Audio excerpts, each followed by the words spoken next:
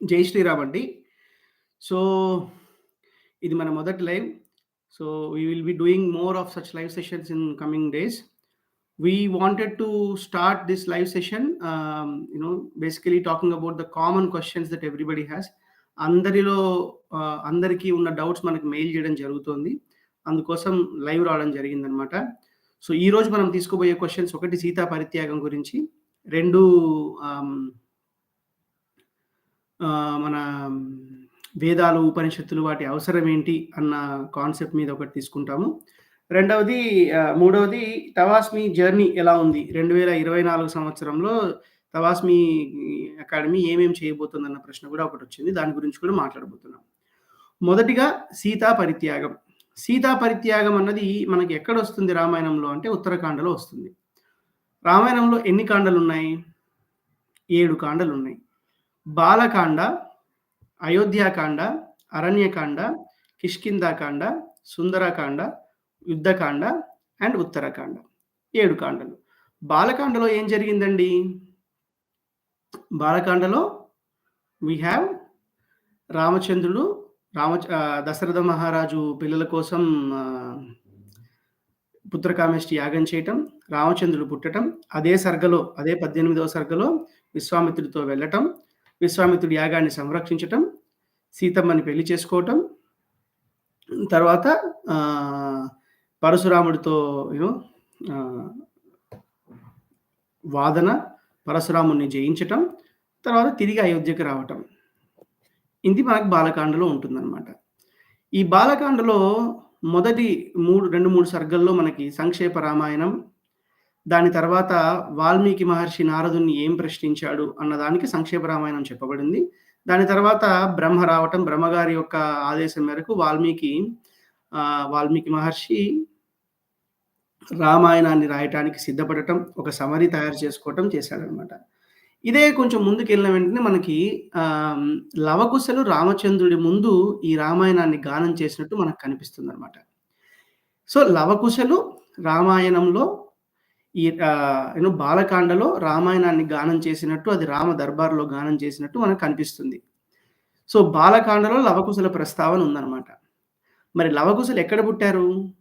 మనం చూసామనంటే అయోధ్యాకాండలో రామచంద్రుడికి రాజ్యం ఇవ్వాలని అనుకోవటం, దానికి కైకమ్మ 2 కోరికలు కోరటం, రామచంద్రుడు అరణ్యానికి వెళ్ళటం, అక్కడ భరతుడితో సంభాషణ జరగటం, భరతుడేమో నందిగ్రామానికి వెళ్ళటం, రామచంద్రుడు చిత్రకూటం నుంచి దండకారణ్యంలోకి వెళ్ళడం జరుగుతుందనమాట.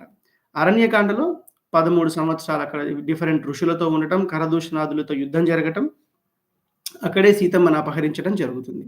కిష్కింధకాండలో సుగ్రీవుడితో మైత్రి, సీతా అన్వేషణ ప్రారంభం. సుందరాకాండలో ఆంజనేయ స్వామి సీతమ్మని వెతకటం, తిరిగి రామచంద్రుడికి వచ్చి చెప్పటం. యుద్ధకాండలో యుద్ధం జరిగింది, తిరిగి రామచంద్రుడు అయోధ్య కొట్టి పట్టాభిషేకం చేయించుకున్నాడు. మరి యుద్ధకాండ వరకే మనం మాట్లాడామంటే లవకుశలు ఎక్కడ పుట్టారో మనకి ప్రస్తావన లేదు. సో, లవకుశలు ఉన్నారు, రామదర్బార్లో గానం చేశారు అనంటే మనకది ఉత్తరకాండలోనే చెప్పబడిందనమాట. సో, ఉత్తరకాండ అంటే రామ పట్టాభిషేకం తర్వాత ఏం జరిగింది? అండ్ ఉత్తరకాండలో మెజారిటీ ఏముంటుంది అనంటే రావణాసురుడి గురించి, వివిధ పాత్రల గురించి, వారు ఎలా తపస్సు చేశారు, ఎంతమందితో యుద్ధం చేశాడు రావణాసురుడు, ఎక్కడెక్కడ ఓడిపోయాడు, వాళ్ళతో ఓడిపోవటం వల్ల లేకపోతే గెలవటం వల్ల ఆయనకొచ్చిన లాభాలేంటి, నష్టాలేంటి, ఇవన్నీ ఋషులతో రామచంద్రుడు డిస్కస్ చేస్తూ ఉంటాడు. దాని తర్వాత సీతమ్మ మీద నిందపడటం, సీతమ్మను పరిత్యాగం చేయటం, తర్వాత మళ్ళీ లవకుశలు రావటం, రామచంద్రుడు వాల్మీకి మహర్షిని అడగటం, సీతమ్మ అయోధ్యకు రావటం, అక్కడే సీతమ్మ భూప్రవేశం చేయటం కూడా జరిగినట్టు, తర్వాత రామచంద్రుడు సరయూ నదిలో ఎంటర్ అయ్యి వైకుంఠానికి వెళ్ళినట్టు మనకు కనిపిస్తుందనమాట. సో, ఉత్తరకాండలో ఈ సీతా పరిత్యాగం అన్న ప్రస్తావన మనకుంది. ఉత్తరకాండలో సీతా పరిత్యాగం అన్న ప్రస్తావన ఉన్నప్పుడు ఉత్తరకాండను మనం ఆధారంగా తీసుకోవాలా లేదా? ఇప్పుడు చాలామంది సీతా పరిత్యాగం చేయటం వల్ల రామచంద్రుడు చాలా పెద్ద తప్పు చేశాడండి, అలా గర్భవతిగా ఉన్నప్పుడు సీతమ్మను పరిత్యాగం చేయొచ్చా? అన్యాయం కదా అని అంటారు. ఓకే, అన్యాయం అని అనుకుందాం మొదటిసారి ప్రస్తుతానికి. ఇదే వీళ్ళే ఏమంటారనంటే ఉత్తరకాండే లేదు అని అంటారు. ఉత్తరకాండ లేనప్పుడు ఈ ప్రశ్నే వ్యాలిడ్ కాదు కదా! సో, ఉత్తరకాండ ఉంది అన్నప్పుడు సీతా పరిత్యాగం జరిగింది. సో, ఉత్తరకాండను అంగీకరించని వాళ్ళకి సీతా పరిత్యాగంతో సంబంధం లేదు. 2 అసలు రామాయణమే కల్పనము. రామాయణం ఒక కథ, మైథాలజీ అని మాట్లాడేవాళ్ళు చాలామందున్నారు. మరి ఉత్తరాఖండ రామాయణం మొత్తం కల్పితమైనప్పుడు, ఒక కల్పితమైన పాత్ర పరిత్యాగం చేసింది అనంటే ఆధారాలు లేవు గదా! సో, రామాయణాన్ని విశ్వసించని వాళ్ళకి, ఆ రామాయణంలోని ఉత్తరాఖండ కూడా రామాయణంలో భాగమే అని అంగీకరించని వాళ్ళకి, సీతా పరిత్యాగం అన్న ప్రశ్న వాలిడ్ కాదు. సో, అలాంటి వాళ్ళకి ఈ ప్రశ్న వేసినా they are just asking us to criticise Ramayana. మన బిలీఫ్ సిస్టమ్ మనం ఏదైతే విశ్వసించామో దాన్ని వెటకారం చేయటం కోసం, వెక్కిరించటం కోసం వాళ్ళు మాట్లాడుతున్న మాటలు తప్ప అదేమి ఇంక మిగతావేమీ లేదు. వాళ్ళ వల్ల ఉపయోగం ఏమీ లేదనమాట. అయితే కొందరు రామచంద్రుడి మీద భక్తితో, సీతమ్మ మీద భక్తితో ఎందుకు రామచంద్రుడు అలా చేయాల్సిన పరిస్థితి వచ్చింది అని తెలుసుకోవాల్సిన తాపత్రయంతో చాలామంది ఉంటారు. వాళ్ళకి మనం లాజికల్‌గా అర్థం చేసుకునే ప్రయత్నం చేద్దాం. రామచంద్రుడు యూ నో రావణాసురుడిని చంపేటప్పటికి దాదాపు ఒక 38 సంవత్సరాల నుంచి 40 సంవత్సరాల వరకు ఉంటాయి రామచంద్రుడికి. తిరిగి వాళ్ళు అయోధ్యకొచ్చారు. ప్రశాంతంగా సుఖజీవనం చేస్తున్నారు. అయితే రామచంద్రుడికి ఈరోజు ఏ విధంగా అయితే మన గవర్నమెంట్‌కి స్పై ఇంటెలిజెన్స్ వర్గం అనేది ఏదైతే ఉందో, రామచంద్రుడికి కూడా ఇంటెలిజెన్స్ వర్గం ఉందన్నమాట. ఆ ఇంటెలిజెన్స్ వర్గంతో వీలైనప్పుడల్లా మీట్ అయ్యేవాడు. రాజ్యంలో ఉన్న ఇబ్బందులు తెలుసుకొని దానికి తగిన చర్యలు తీసుకునేవాడన్నమాట రామచంద్రుడు. ఇలా ఒకరోజు అందరూ రావటం జరిగింది. ఆ ఇంటెలిజెన్స్ వర్గాలు వాళ్ళని గూఢచారులు అనొచ్చు. ఆళ్ళందరూ వచ్చేసి రామ బావుంది రాజ్యమంతా ఇలా ఇలా అంటే ఏమైనా కష్టాలున్నాయా అని అన్నప్పుడు అంతా బావుందని చెప్పి ఒక గూఢచారి ఏం చెప్తాడు అనంటే, రామ నేను ఇలాంటిది విన్నాను. ఏం విన్నావు? ఇద్దరు భార్యాభర్తలు గొడవకు పోగా పెద్దలు ఆ తగువును తీర్చటానికి వెళ్లారు. ఆ తగువును తీర్చటానికి వెళ్ళినప్పుడు ఆహ్, ఆ మగాడన్నాడు, "నేనేమన్నా రామచంద్రుడిలాగా అనుకుంటున్నావా? రావణాసుడి దగ్గర ఉన్న సీతమ్మని కూడా తెచ్చిపెట్టుకోవటానికి నేనలాగా ఒప్పుకోను" అనే విధంగా మాట్లాడారు. సో, సీతమ్మ మీద ఇలాంటి డౌట్ వ్యక్తం చేయడం జరిగింది అని ఒక గూఢచారి చెప్పిన వెంటనే రామచంద్రుడు మిగతా వాళ్ళని కూడా అడుగుతాడనమాట. ఏమని? ఇలాంటి అభిప్రాయం ఉందా? మీరు కూడా విన్నారా? అనంటే వాళ్ళందరూ కూడా యెస్ రామ మేమందరం కూడా విన్నాము అని చెప్పడం జరుగుతుందనమాట. మేమందరం కూడా విన్నాము అని చెప్పడం జరిగితే ఒకడన్న దానికా? లేకపోతే ఎక్కువ మంది అన్నదానికా? అంతమంది గూఢచారులు విన్నారు అనంటే ఒకడన్నదే వినలేదు గదా! వివిధ ప్రాంతాలలో చాలా మంది ప్రజలలో ఈ అనుమానం అయితే ఉంది. ఎందుకు అనుమానం ఉంది? పాజిటివ్‌గా మాట్లాడుకుందాం. సీతమ్మ గొప్పదని అందరికీ తెలుసు. కానీ రావణాసురుడు అంత మంచివాడు కాదని కూడా అందరికీ తెలుసు. ఎందుకనంటే రావణాసురుడు కొన్ని వేల మంది స్త్రీలని వాళ్ళ కుటుంబంతో సహా సర్వనాశనం చేసి, ఆ స్త్రీలను బలాత్కరించి తన యొక్క ఇంట్లో అంటే లంకలో పెట్టుకున్నాడనమాట. అలా స్త్రీ కనిపించిన వెంటనే తనని బలాత్కరించే వ్యక్తి రావణాసురుడైనప్పుడు, అలాంటి రావణాసురుడి దగ్గర సీతమ్మ ఎలా పవిత్రంగా ఉండగలుగుతుంది అని అయ్యుండొచ్చు.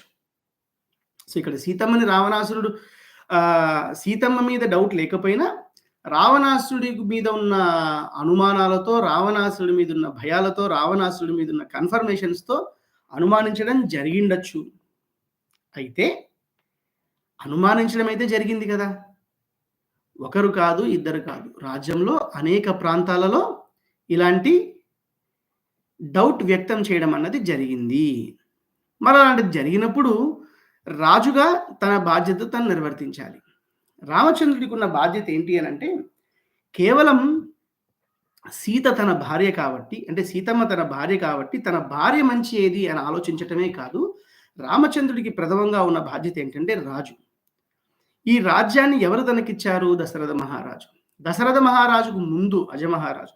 ఇలా వాళ్ళ వంశపార్యంపర్యంగా వాళ్ళంటూ కొంచెం నిష్టతో, నియమాలతో, సత్యానికి, ధర్మానికి కట్టుబడి, స్వార్థాన్ని పక్కన పెట్టి, వారి ప్రయోజనాలు స్వప్రయోజనాల కోసం కాకుండా రాజ్య ప్రయోజనాల కోసం, ప్రజల ప్రయోజనాల కోసం పనిచేసిన రాజ్యం అది.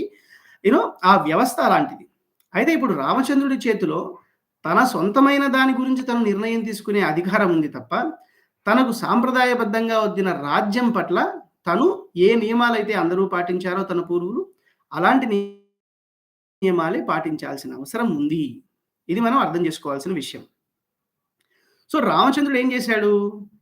ఇది ఇంకా జరిగిందా అని మళ్ళీ ఎంక్వైరీ చేయించాడు.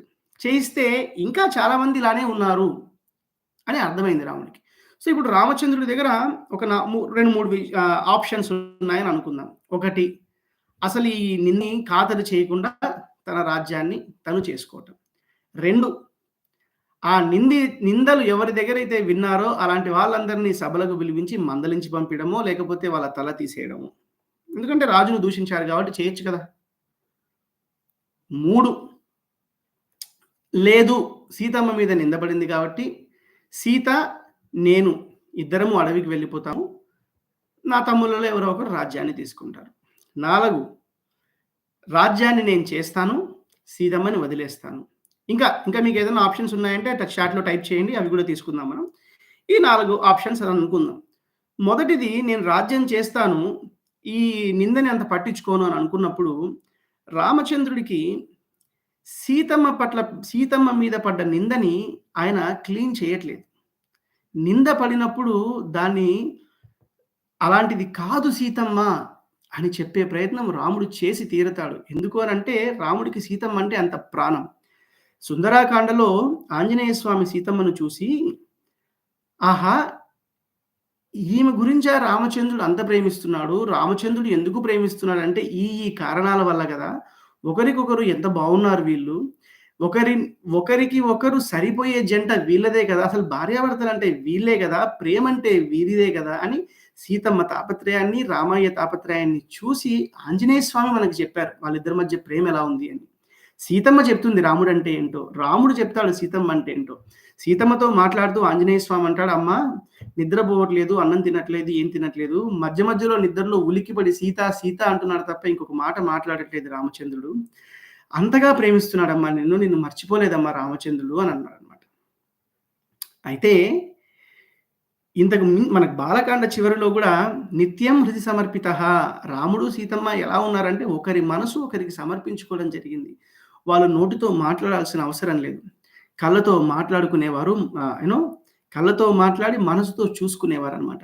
ఇంత గొప్పదైన ప్రేమ కలిగిన సీతారాములు, ఇంత ప్రేమున్నప్పుడు తన భార్య మీద నింద పడింది అనంటే పట్టుకోగలడా?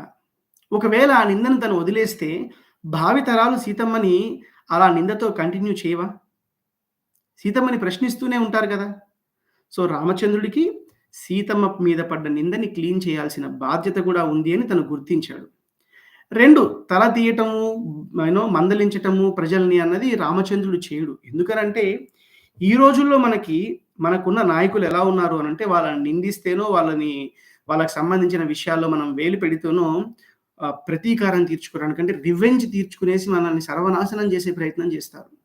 కానీ రామచంద్రుడు అలాంటి పాలనకు చెందినవాడు కాదు. రామచంద్రుడు రామో రాజ్యం ఉపాసిత్వా రాజ్యాన్ని ఉపాసన చేసేవాడు. రాజ్యాన్ని ఉపాసన చేయడం అంటే ప్రజలని. రాజ్యం అంటే ప్రజలే గదా! ప్రజలని అంత టాప్ ప్రయారిటీలో పెట్టేవాడు రామచంద్రుడు. మామూలుగా పాలన అని అంటాం. పాలన అంటే ఒక రాజ్యాన్నో, ఒక దేశాన్నో అడ్మినిస్ట్రేషన్ చక్కగా చూసుకోవడం. పరిపాలన అంటే ఏంటనంటే, ఆ రాజ్యంలో ఉన్న ప్రతి ఒక్కరూ ఈ పాలనతో సంతోషంగా ఉండేవారు. 100% ఇట్ ఈస్ 100% డెమోక్రసీ. మనలాంటి ఒక ముగ్గురు కంటెస్ట్ చేస్తే 100 ఓట్లలో ఒకరికి 30, ఇంకొకరికి 30, ఇంకొకరికి 31 పడేసి మిగతా 9 ఓట్లు వేయని వాళ్ళుండేసి, సో 31 ఓట్లు పడ్డవాడు గెలుస్తున్నారు ఈ రోజుల్లో. మిగతా 69 ఓట్లు పడనివాడు ఒక వ్యక్తి 31 ఓట్లు పట్టం వల్ల గెలిచిపోతున్నాడు. అంటే 100లో 69 మంది ఆయన రిజెక్ట్ చేసినా 31 ఓట్లే ఉన్నా గెలుస్తున్నారు. ఎందుకనంటే ఎవరికైతే ఎక్కువ ఓట్లొచ్చాయో ఆ రోజుల్లో ఉన్నది అది కాదు. ఆ రోజుల్లో 100% డెమోక్రసీ ఉండాలి. 100% డెమోక్రసీ. రామచంద్రుడు పాలించిన తీరుని 100 మందికుంటే 100 మంది 100% మంది యాక్సెప్ట్ చేసేవారు. అలాంటి పరిపాలనలో మనుషుల్ని బెదిరించటం, మనుషుల్ని మార్పించటం, మనసుల్ని స్వప్రయోజనాల కోసం చంపించటం ఇలాంటిది లేదనమాట. సో, రామచంద్రుడు అలాంటి మార్గాన్ని తీసుకునే వ్యక్తి కాదు. నెక్స్ట్ వాళ్ళ తమ్ముళ్ళని అడిగాడు. నాయనా ఇలాంటి నింద పడింది. కాబట్టి నింద పడ్డవాడు రాజుగా ఉండడం తగదు. సీతమ్మ మీద నింద పడితే నా మీద పడ్డట్టే గదా! సో, నేను సీతతో పాటు అడవికి వెళ్తాను. ఎందుకంటే సీతమ్మ గూడా కడుపుతో ఉన్నాను. ముని ఆశ్రమాలకు వెళ్ళాలి అని అడిగింది. మీరు తీసుకోండి. మీరు రాజ్యం చేయండి అనంటే లక్ష్మణ, భరత, శత్రుఘ్నులు ముగ్గురు మేము చెయ్యము, చేయలేము. ఇది మాకు సంబంధించిన పని కాదు. ఎందుకనంటే అయోధ్య రాజ్యాన్ని పాలించాలంటే ఒక యోగ్యత ఉండాలి. ఆ యోగ్యత నీకు తప్ప మాకెవరికీ లేదు. అని వాళ్ళు ఎందుకంటారు? ఎవరంటారు? అలా అనకూడదు గదా! సీతమ్మనని వాళ్ళు గూడా కోప్పడ్డట్టు మనకు రామాయణం చూపిస్తుంది. అయితే రామచంద్రుడు అది మంచి పద్ధతి కాదు. సో, మీరు చెయ్యరు. ఆహ్, నేను నేను తీసుకున్న నిర్ణయాన్ని మీరు సపోర్ట్ చేయాలిప్పుడు అని చెప్పేసి సీతమ్మని వాల్మీకి ఆశ్రమం వద్ద వదిలి రమ్మని చెప్తారనమాట. మనకు సినిమాల్లో ఏం చూపిచ్చాయంటే సీతమ్మని అడవిలో వదిలి రమ్మడం అడవిలో వదిలి రమ్మన్నాడు రామచంద్రుడు అని చెప్పారు. అలా జరగలేదు. సీతమ్మని వాల్మీకి ఆశ్రమం పరిసర ప్రాంతాలలో వదిలి రమ్మని రామచంద్రుడు చెప్పాడనమాట. వాల్మీకి ఆశ్రమమే ఎందుకు అనంటే, సీతమ్మకి భూదేవి తల్లి. వాల్మీకి కూడా భూదేవిలో నుంచే పుట్టాడు. వాల్మీకి ముందు పేరు వృక్ష. ఆయన తపస్సు చేయటం వల్ల ఆయన మీద పుట్ట పెరిగింది. పుట్టకు పేరు వల్మీకము. ఆ వల్మీకము వర్షం కలగటం వల్ల కరిగిపోయింది. అంటే పుట్టలో నుంచి, అంటే మట్టిలో నుంచి, అంటే భూమిలో నుంచి బయటికి వచ్చాడు కాబట్టి ఆయన పేరు వాల్మీకి. సో, ఒకే గర్భం నుంచి వచ్చారు కాబట్టి అన్నా చెల్లెలు. రామచంద్రుడు ఇంకొక ముని ఆశ్రమం దగ్గర వదిలి రమ్మని చెప్పొచ్చనమాట. కానీ వాల్మీకి ఆశ్రమం దగ్గర ఎందుకొచ్చాడనంటే, వాల్మీకి మహర్షి అయితే సీతమ్మని జాగ్రత్తగా చూసుకుంటాడు అన్న విశ్వాసంతో ఆ విధంగా అన్నయ్య దగ్గరికి అంటే తోబుట్టువు దగ్గరికి పంపిస్తున్నట్టు రామచంద్రుడు సీతమ్మని పంపించడం జరిగింది. సో, అడవిలో వదిలివేశాడు అన్నది 100% తప్పు. వాల్మీకి ఆశ్రమ పరిసర ప్రాంతాలలో వదిలేశాడు కరెక్ట్. ఇది మనం తెలుసుకోవాల్సిన విషయం. సో, సీతమ్మ జాగ్రత్త విషయంలో రామచంద్రుడు ఎటువంటి లోటు చేయలేదు. ఒకటి. 2 ఆ రోజుల్లో అంటే పరిత్యాగం చేశాడా అంటే సీతమ్మని వదిలాడు. ఎందుకు వదిలాడు? సీతమ్మ ఏమని మనకు సినిమాలో చూపిస్తారు గదా! నాకు చెప్పిండొచ్చు కదా! నాకు చెప్పిండొచ్చు కదా అనంటే ఇక్కడ జరిగే విషయం ఏంటనంటే మనలో మంచి సంకల్పం కలిగినప్పుడు ఆ విషయాన్ని వెంటనే మనము చేసేయాలి. ఒక క్షణం దాటినా గాని మనసు మారిపోయే అవకాశాలుంటాయి. అందుకే దశరథుడు అడవికి వెళ్ళాలి అని చెప్పిన ఆ రోజే వెళ్ళాడు గానీ, రామచంద్రుడు ఈరోజు రాత్రి ఉంటాను, పాన్పుల మీద పడుకుంటాను, పిజ్జా తింటాను, బర్గర్ తింటాను, బర్గర్ తినేసి రేపు పొద్దున వెళ్తాను. దశరథుడు అడుగుతాడు, "ఒకరోజు నాతో ఉండు రేపెళ్దు" అని. అప్పుడు రాముడు అంటాడు, "మనసు మారేలోపే మనం మంచి పని చేయాలి" అని. తన పట్ల తను ఎలా ప్రవర్తించాడో, తన సొత్తయిన సీతమ్మ పట్ల కూడా అదే విధంగా ప్రవర్తించాడు. తనకొక నియమం, వేరే వాళ్ళకొక నియమం రాముడు పెట్టలేదు. అడవికి పో అని రాముడికి చెప్పినప్పుడు, ఆ రోజు ఆ క్షణాన అప్పుడే బయలుదేరాడు. అలానే సీతమ్మ విషయంలో ఈ విధంగా జరిగిందని తెలిసిన వెంటనే, ఇది వెంటనే మనం అమలు చేసి తీరాలి అని చేసిన నిర్ణయమే తప్ప, దాంట్లో ఎటువంటి దురాలోచనో, లేకపోతే ఇంకొక డబుల్ మీనింగో అలాంటిది ఏం లేదనమాట. సో, రాముడి ఆలోచన మంచిని మంచిగా చేయాలి. తనకి కంప్లీట్ నమ్మకం ఏంటంటే, సీతమ్మ ఖచ్చితంగా తనని అర్థం చేసుకొని తీరుతుంది అన్నది రామచంద్రుడి యొక్క విశ్వాసం. నెక్స్ట్ ఇప్పుడు మనకి డౌట్ రావచ్చు. అన్యాయం కదా అని. సరే అన్యాయమే. అయితే రామచంద్రుడు సీతమ్మని అడవికి పంపించాడు. తప్పనే అనుకుందాం. కానీ అడవికి పంపించేటప్పుడు ఎవరికీ తెలీదు. సీతమ్మ మరుసటి రోజు లేదు అని తెలిసిన తర్వాత అందరికీ అర్థమైపోయింది గదా! సీతమ్మ ఇక్కడ లేదు. వనవాసానికి అంటే అడవికి అదే బయటికి పంపించడం జరిగింది. అలాంటప్పుడు వీళ్ళేం చేయాలి? అయోధ్యలో ఉన్న ప్రజలు గాని, మంత్రులు గాని, ఇంకొకరు గాని ఎవరైనా ఏం చేయాలి? మీరు చెప్పండి ఏం చేస్తారు? మనం తప్పు చేశాం మన ఇంట్లో. మన నాన్న తప్పు చేశాడు. ఏమని? మన అమ్మని బయటికి పంపించేసి. మనకు తెలిసుంటే మనం ఆపేసేవాళ్ళం. అది వేరే విషయం. మనకు తెలియకుండా మన అమ్మని బయటికి పంపించాడు నాన్న. మరుసటి రోజు మనకు తెలిసింది. ఏం చేస్తాడు బాధ్యత కలిగిన కొడుకైనా, కూతురైనా? తిరిగి వెంటనే తీసుకురా, లేకపోతే నీతో పేచీ పెడతాము, గొడవ పెడతాము, దెబ్బలాడతాము అని నాన్నని కన్విన్స్ చేసి తీసుకొనొస్తాం. కానీ ఆ రోజు అయోధ్య ప్రజలు ఎందుకు రాలేదు? ఉన్నది ఒకరికి, ఇద్దరికి, ముగ్గురికి, నలుగురికే గదా డౌటు. మిగతా వాళ్ళందరికి ఏమైంది? అంటే ఈ నింద దేశవ్యాప్తంగా అందరి మనసు రాజ్యంలో ఉన్న చెలికత్తెలు, రాజ్యంలో ఉన్న మంత్రులు, రాజ్యంలో ఉన్న మిగతా రాణులు అందరూ ఎవ్వరు గూడా ఒక్క మాట గూడా మాట్లాడలేదు. మీరు చెప్పండి రాముడు తీసుకున్నది తప్పుడు నిర్ణయం అని ఎలా తేల్చాలి అనంటే, "నువ్వు చేసింది తప్పు రామా. ఒకడు, ఇద్దరు అన్నదానికి నువ్వు అలా బలి చేయడం తప్పు. మాలో ఒకడు మాట్లాడాడు కాబట్టి మేము తప్పు చేసినానికి నువ్వు శిక్ష అనుభవించటం దేనికి? నువ్వు రావయ్యా! నువ్వు ఆ సీతమ్మని తీసుకొనొచ్చేసి సంతోషంగా ఉండవయ్యా అని చెప్పాలి. ఎంతమంది చెప్పారండి? అయోధ్యలో ఎంతమంది చెప్పారు ఆ రోజు?